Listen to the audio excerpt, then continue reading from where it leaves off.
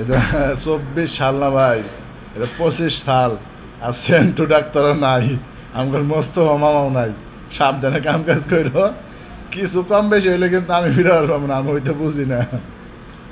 রুগী নিজেই শুয়ে পড়ছে, ঠেলা এটা কই দিলা ভাই কানের মধ্যে হয়েছে তো চিপ দেওয়া। এই ভাই ভালো কথা, আজকে উল্টা পাল্টা লাগাও নাই তো? হ্যাঁ, সেদিন সেন্টু ভাই কি করছিল ভাই, টেটাস্কোপ রুগীর কেন দিয়েছিল না?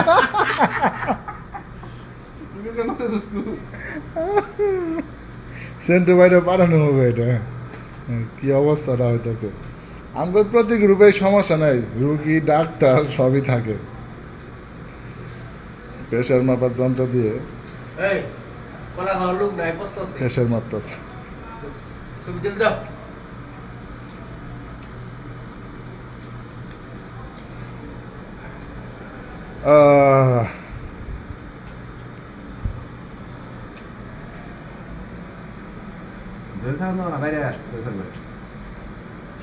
ডাক্তার স্ট্রোক করছে, কিছুই বুঝতেছে না।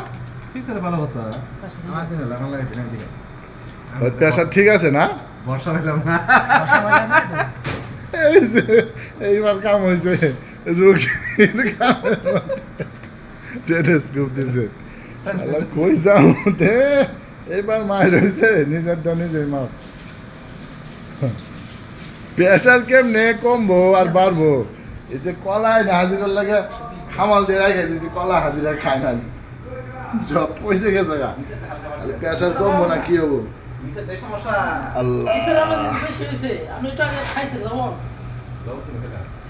সকালের নাস্তায় এক্সট্রা কলা থাকে, বাহির থেকে আমরা যে খাবার আনি, পরোটা, সবজি, ডিম, হালুয়া, এটার পরেও কলা থাকে। কলা এই যে হাজির আমরা খাবার বেশি হয়ে যায়, কলা আর খাই না।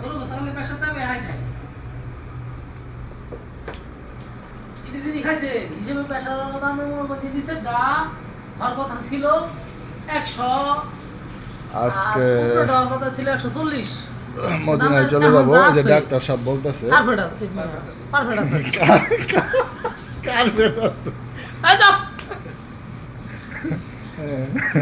প্রেশার মাপার পর ডাক্তার সব রুগীরে বলতেছে প্রেশার কার্পেট আছে।